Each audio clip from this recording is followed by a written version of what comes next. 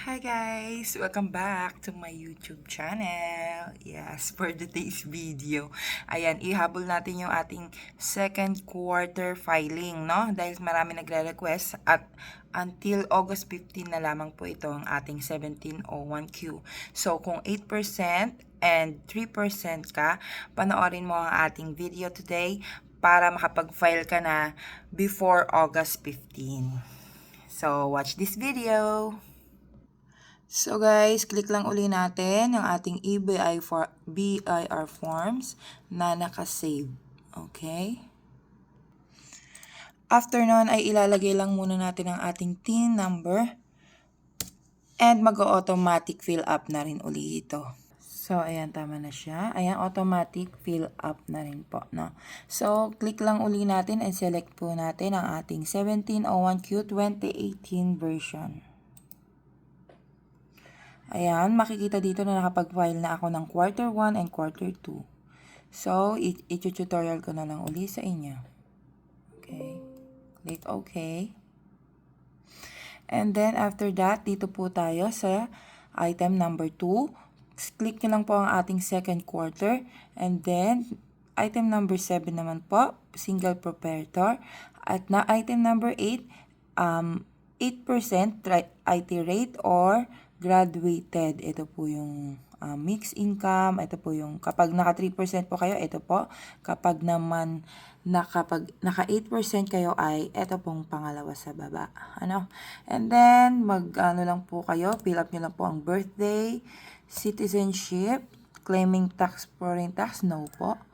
Ayan. Tapos, dito po sa ating number 16, ito po is kung naka 8% kayo or naka-graduated tax. Fill up nyo lang po yan. Kung graduated tax po, hindi po siya magagalaw kasi naka 8% po tayo dito. Ano? Ayan. Then, next nyo lang po. Ayan.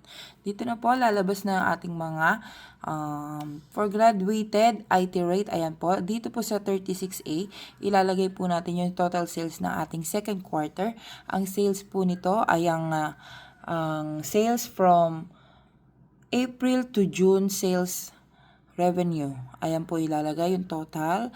Yung lost cost of sales, ito naman po yung ating mga disbursements. Ayan po. So, depende po kung nag-OSD po kayo. Ayan din po. Diyan po yan nakalagay. Ayan. Add taxable previous quarter. Ito po sa number 42. Diyan po ilalagay yung ating first quarter na sales. And then, lalabas na po dyan yung ating tax due kung meron man, ano. Dito naman po sa ating 8%, ayan, dito po ang ating gross ng second quarter sa number 47. Halimbawa, 50,000. Tapos, dito naman po sa number 50, yung previous quarter, kung wari meron tayong 40,000 doon na sales.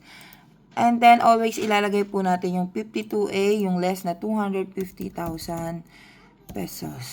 Ayan. So, zero tax due ka pa rin po dyan, no? So, ayan, ang gagawin mo lang dyan is i-save. Pag sinave mo yan, tapos may mga kulang kang is, ayan, amend yan, naka-amend. Kasi, kailangan ko ng, inano ko lang sa inyo. Then, click validate lang po. And then, print nyo po yan palagi. Every filing po, mag-print po kayo para meron po kayong kopya nito. Para hindi kayo malito, para mailagay nyo yung mga previous sales nyo and yung tax due nyo, no? Para mas nakikita nyo. Print nyo lang po yan and then click submit kapag meron na po dito and then wait for the email at ganun po uli. I-print nyo lang din po yung email for confirmation. Kung may babayaran ay bayaran. At ayun na nga guys, ang ating pagpa-file para sa ating second quarter. Ayan, sa mga nag-aabang, ayan, pwede nyo nang gawin habang may oras pa tayo, no? Huwag magpapalate at baka ma-penalty naman tayo. Okay? Kung walang sales, walang babayaran, basta nagpa-file, yun ang pinaka-importante sa BIR. So guys, thank you for watching!